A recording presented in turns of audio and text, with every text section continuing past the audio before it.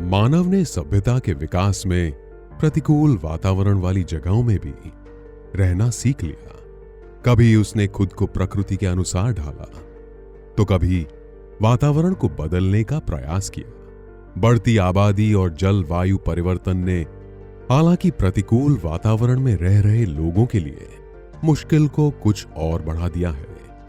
प्रकृति आपदा अपना स्वरूप बदल रही है और इनसे प्रभावित होने वालों की संख्या भी बढ़ी है।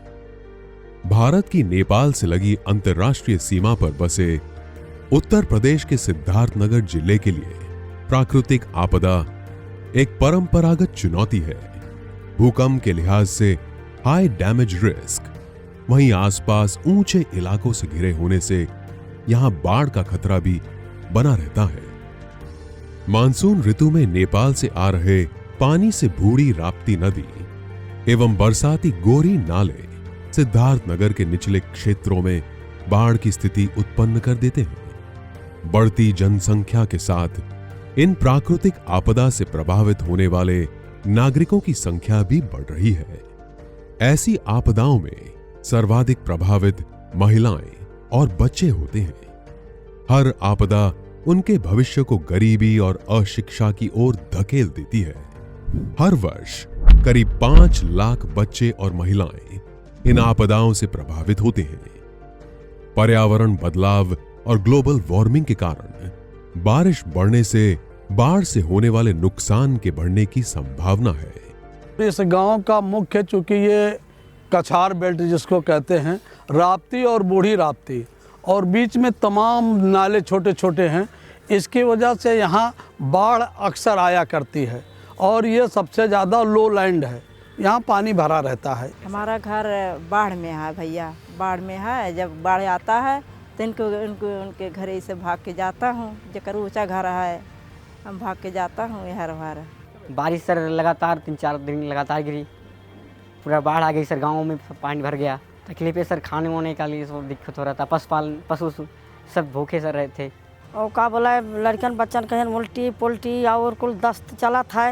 और का बोला पानी में हलो तो पानी जैसे जहर हो जाता है। हले परे वो पनिया जैसे जहर हो जाता है। बाद में जब बाढ़ खटका था तब उल्टी हुआ था और दस्त चला था। डॉक्टरी में लेकर जाओ रे, ये बच्चा नहीं तो गायब हो गए। ऐसे में सरकार द्वारा सिद्धार्थनगर के आर्थिक विकास के साथ आपदा प्रबंधन के लिए भी विशेष प्रयास किए जा रहे हैं। यूनिसेफ भी बच्चों को प्रकृति जनित हादसों के प्रतिकूल प्रभावों के विरुद्ध सशक्त करने के उद्देश्य से आपदा प्रबंधन कार्यक्रम में प्रशासन का सहयोग प्रदान कर रहा है। जैसा हम लोग जानते हैं कि सिद्धार्थनगर डिस्ट्रिक्ट काफ़ी फ्लड प्रोन एरिया है और यहाँ पे कहीं ना कहीं सिस्टम स्ट्रेंथनिंग हो या कैपेसिटी बिल्डिंग हो वल्नरेबल पॉपुलेशन की, वो बहुत ज़रूरी है। इसी के क्रम में यहाँ पे district administration in partnership with UNICEF हम लोगों ने काफ़ी जो वल्नरेबल पॉपुलेशन है, चाहे वो बच्चे हों, चाहे वुमेन हो, चाहे एल्डरली पीपल हों, चाहे डिफरेंटली एबल्ड पब्लिक हो, उन सब के लिए उनकी कैपेसिटी बिल्डिंग करने के लिए काफ़ी ट्रेनिंग प्रोग्राम्स अरेंज किए हैं, जिनमें काफ़ी टेक्निकल एक्सपर्ट्स भी आ रहे हैं। NDRF भी ट्रेनिंग दे रही है और साथ ही साथ सिस्टम स्ट्रेंथनिंग पे भी वर्क किया जा रहा है। और स्पेशली एक इंसिडेंट रिस्पांस सिस्टम जो काफ़ी रोबस्ट हो, उसको डेवलप करने के लिए अभी प्लानिंग की जा रही है। यूनिसेफ द्वारा इस साल जो है गाँव में, स्कूलों में, विद्यालयों में यूनिसेफ अवेयरनेस संबंध में बैठक की जा रही है और गांव वालों को और विद्यालयों में बच्चों को ट्रेन किया जा रहा है कि हम लोग कैसे दबी आपदा बचें और दबी आपदा बचाव में क्या क्या कार्रवाइयाँ की जाएँ। तैयारी हम लोग पिछली बार भी कुछ लोगों को ट्रेन किया गया, करीब हम 120 गांव में लोगों को ट्रेन किए हैं। 10-10 ग्रुप बनाया गया है कि आप बाढ़ आने पर अपना बचाव कैसे कर सकते हैं। प्रशासन देर से पहुंचता है, सूचना मिलती पहुंचते टाइम लगता है, तो गांव के लोग कैसे अपना उसको कर सकें। इधर हमारे DPO आपदा की भी पोस्टिंग हो गई यहाँ पे और उनके सहयोग से, कुछ यूनिसेफ के सहयोग से लोगों को जागरूक किया जा रहा है कि वो अपना स्वयं बचाव कर सकें, अपना क्षमता विकसित कर सकें। जिले में आपदा प्रबंधन को और सशक्त करने के लिए मुख्यतः 2 सूत्रों पर आधारित है। पहला है संरचनात्मक सुधार, जिसके अधीन आधारभूत सुविधाओं के विकास और प्रशासनिक स्तर पर आपदा प्रबंधन का प्रशिक्षण किया जा रहा है। राष्ट्रीय आपदा प्रबंधन बल NDRF के स्थानीय दलों के साथ अब क्षेत्र के स्थानीय प्रशासनिक अधिकारियों को भी प्रशिक्षित किया जा रहा है। विभिन्न प्रशासनिक स्तरों में आपदा प्रबंधन के दौरान बेहतर समन्वय स्थापित करने के साथ ही अन्वेषण कर निचले इलाकों की पहचान, क्षेत्र में आपदा की पुनः आवृत्ति के यदि कोई स्थानीय कारण है, उनकी सर्वे के माध्यम से पहचान कर स्थायी समाधान के प्रयास किए जा रहे हैं। योजना के प्रारंभ में प्रशिक्षकों को प्रशिक्षित किया गया, जो अपने अपने कार्य क्षेत्र में संबंधित अधिकारियों को प्रशिक्षित करेंगे।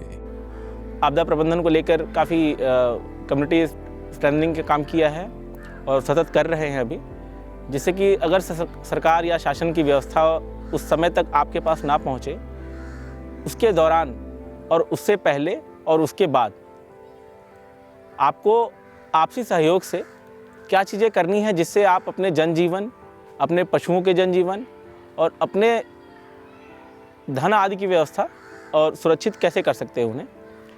तो हमारा अभी ये लक्ष्य है कि जागरूकता ऐसी हो कि उनको इस विषय वस्तु के विषय में पूरी जानकारी हो, और बाढ़ आने से पूर्व और बाढ़ के दौरान और बाढ़ के बाद क्या क्या किया जा सकता है, जिससे उनके जनजीवन का बचाव हो सके।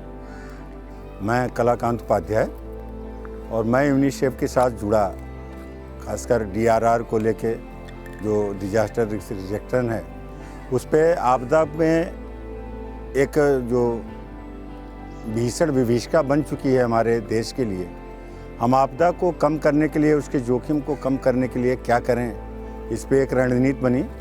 और उस रणनीति के तहत हम लोगों ने सोचा कि क्यों ना हम लोग बच्चों से इसको टाई अप करें, उससे संबद्ध करें, ताकि आगे चल के भविष्य में, वो चूँकि बच्चे भविष्य हैं हमारे भारत के, तो मुझसे लगा कि हम लोगों को कि वो बेहतर हो सकते हैं ऑप्शन, वो अपने भी सीखेंगे, घर को सिखाएंगे और आने वाली पीढ़ी को सिखाएंगे।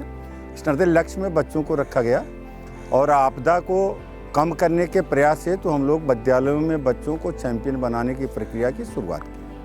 आपदा प्रबंधन के इस कार्यक्रम में दूसरा भाग नागरिक सहभागिता बढ़ाने पर आधारित है।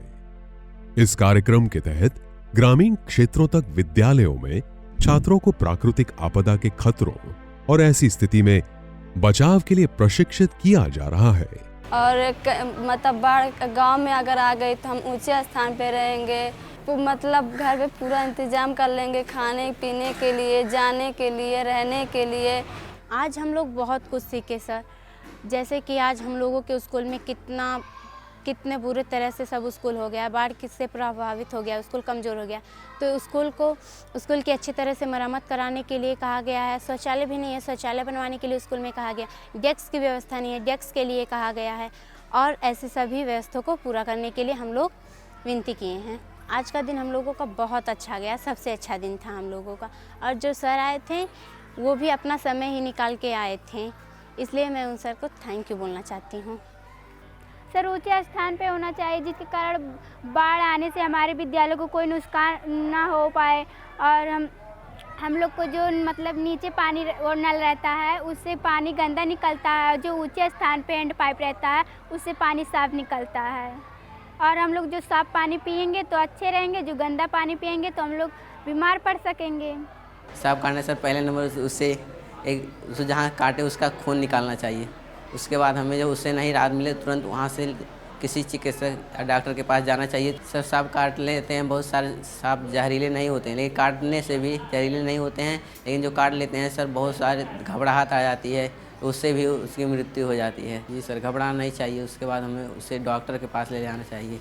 आग लगने पर हमारे विद्यालय में बाल्टियों में बालू रखा रहता है, जिसे हम आग लगने पर उस पर डालकर नियंत्रण पा सकते हैं। आग से बचाव के लिए उस पर मिट्टी या बालू डालें, उससे आग बुझ जाती है। ट्रेनर आए थे सर, हमको अच्छा ही शिक्षा दिए हैं। आज मुझे बहुत अच्छा लगा, जो बताए हम उनके बारे में लिखें अच्छे से। साथ ही ग्राम पंचायत स्तर पर कार्यशाला आयोजित कर अधिकाधिक लोगों को आपदा प्रबंधन से जोड़ा जा रहा है। इन्हें सिर्फ बाढ़ और भूकंप ही नहीं, अपितु बिजली गिरना, आग और अन्य आपदाओं के समय सुरक्षित व्यवहार के लिए जागरूक किया जा रहा है। किसी आपदा से अचानक घिरे जाने पर यह प्रशिक्षण इन्हें बाहरी मदद आने तक स्वयं और दूसरों की रक्षा करने में सहायक होगा।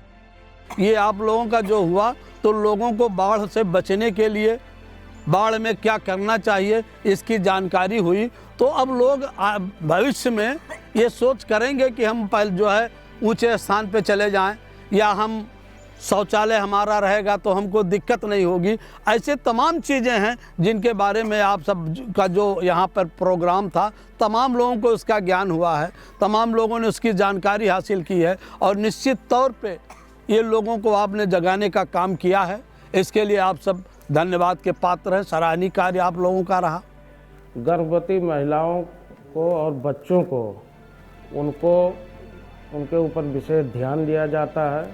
आशा है, हमारे यहाँ इनम है, उनको विशेष तौर पे गर्भवती महिलाओं के साथ लगाया जाता है कि इन्हें कोई तकलीफ़ ना हो, दवा की ज़रूरत हो दवा दिया जाए, और इनको अच्छे मकानों में, ऊंचे मकानों पर शिफ्ट किया जाए ताकि बाढ़ और सैलाब वहाँ तक ना पहुँच सके और इनको कोई हानि ना पहुँचे। इस कार्यक्रम के माध्यम से नागरिकों से आपदा संबंधित स्थानीय कारणों की भी जानकारी एकत्रित कर उसके समाधान के प्रयास भी किए जाते हैं। यूनिसेफ के तकनीकी सहयोग से चलाया ये कार्यक्रम चरणबद्ध प्रक्रिया से प्रदेश के अन्य आपदा संभावित क्षेत्रों में भी प्रभावी किया जाएगा, ताकि प्राकृतिक आपदा से होने वाले नुकसान से परिवार और प्रदेश का भविष्य सुरक्षित हो सके। हम लोगों ने एक ऐप यूनिसेफ के कोऑर्डिनेशन से बनाई थी, जिसमें सारे जितने भी डिज़ास्टर से रिलेटेड जितने भी इंसिडेंट्स हैं वो रिकॉर्ड हो, उसमें ऑटोमेटिकली रिस्पांस हो, टाइम बाउंड मैनर में कार्रवाई हो, और थोड़ा जो सिस्टमाइज हो चीज़ें उस हिसाब से की गई थी। वो काफ़ी अभी नेसेंट स्टेज में है, उसी को कोशिश की जाएगी यहाँ सिद्धार्थनगर में आगे लेके जाया जाए, क्योंकि ज़्यादातर इन सब डिस्ट्रिक्ट्स में अभी भी काफ़ी एडॉक लेवल पे जब आता है कुछ भी डिज़ास्टर या फ्लड या कुछ भी आती है तो उस टाइम पे काफ़ी एडॉक रिस्पॉन्स रहता है and everybody gets busy in that. पर उसको कहीं ना कहीं हमें सिस्टमाइज़ करना पड़ेगा और ह्यूमन इंटरवेंशन उसमें कम करते हुए ऑटोमेटिकली वो सिस्टम चले विदाउट एनी कि किसी पर्टिकुलर डिपार्टमेंट को बायस लेके या किसी एक इंडिविजुअल पे बायस्ड रहे। तो वो कोशिश की जा रही है and hopefully within next year we will able to do it. बाकी जितने भी बच्चे हैं, स्पेशली हमारी ऑलमोस्ट 1/3 पॉपुलेशन हमारी 0 to 20 ईयर्स के ब्रैकेट में है, एंड हम लोगों को उनको as a change agent use करना पड़ेगा, क्योंकि उनके दिमाग पे जितना इम्पैक्ट जल्दी होता है उतना नॉर्मल पॉपुलेशन जो आगे 22-50 ईयर्स में उन पे नहीं होता। तो कोशिश की जा रही है उनको टारगेट किया जाए, उनको चेंज एजेंट की तरह यूज़ किया जाए, एंड उन्हीं के थ्रू बाकी जगह भी जो बिहेवियरल चेंज हमें लाना है कम्युनिटी के अंदर वो लेके आए। तो ये सभी एस्पेक्ट्स पे वर्क किया जा रहा है and hopefully within an year और within 6 months we are able to जो काफ़ी कैपेसिटी बिल्डिंग है वो अच्छी तरह कर पाएँ और आने वाले डिज़ास्टर और क्लाइमेटिक चेंज को हम अच्छी तरह मिटिगेट कर पाएंगे।